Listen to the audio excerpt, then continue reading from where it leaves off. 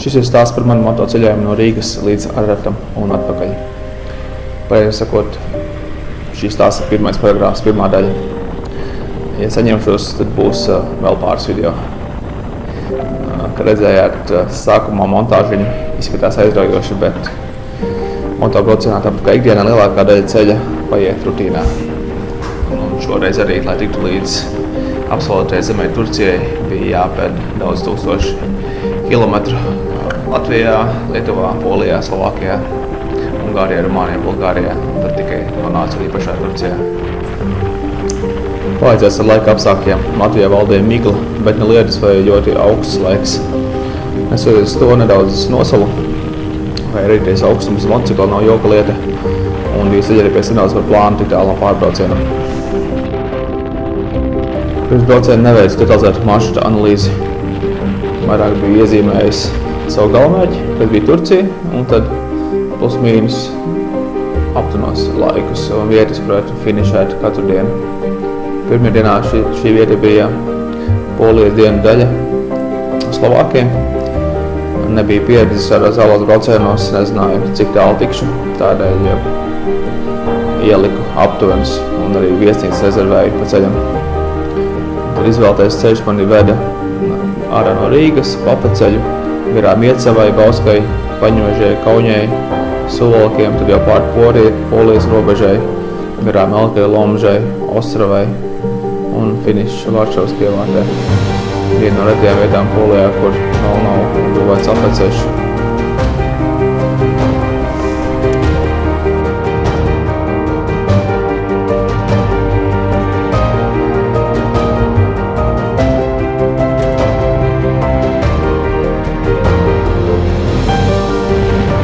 Pirmās dienas man materiāli lielākoties ir no Lietuvas un Latvijas, un pēc tam nedaudz no Polijas. Iemesli tam vairāk, jo pirmais ir tas, ka Polijā lielākoties ir lielceļi un nav ļoti interesanti tos filmēt. Un tālāk, kad jau biju pie Slovākijas robežas, pašā Slovākijā bija jau tumšs, un tur ļoti labi video nesanāk. Un, protams, arī pirmā dienas steiga. Nebija ticības, ka mans pie ķiveres bija līmētais GoPro kaut kur neaizdos pa gaisu, tādēļ viņu pa laikam ņēma nos un pārbaudīja. Tas pats ar somām, arī pieturvietas Somijā, tiem lielceļiem ir pēc salīdzinoši lieliem attālumiem, un tur negribās stāties ik pēc stundas, bet, ja tu izvēlēsi kādu no tām pieturvietām izlaisi, pasaules ka līdz pēc nākamajai netiks motociklam, tas efektīvais darbības attālums nav tik liels. Pašam vairāk palicis prātā no šīs dienas, cik tā diena bija gara, nogurinoša. Ja nemaldos, finišēju ap 9, izbraucu ap 7 un praktiski visu ceļu braucu. Tādas normālas pieturvietas ar apstāšanos un ēšanu man nebija. Bet bija ierastās benzīna tanku apstāšanās vietiņas, kurās iedzeru kafiju vai maču, apēdu kaut ko garšīgu un turpināju ceļu.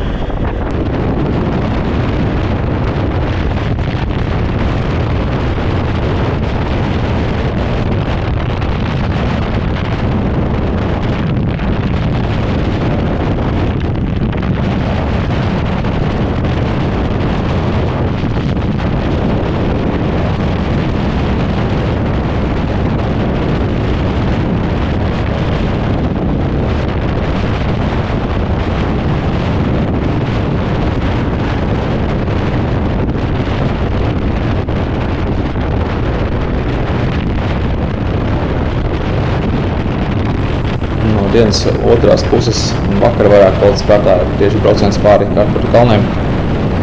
Aptuveni pie Žešos, kas ir Polijas dienvidaustrumu daļā, izdomāju, ka braukšu arī pa nakti.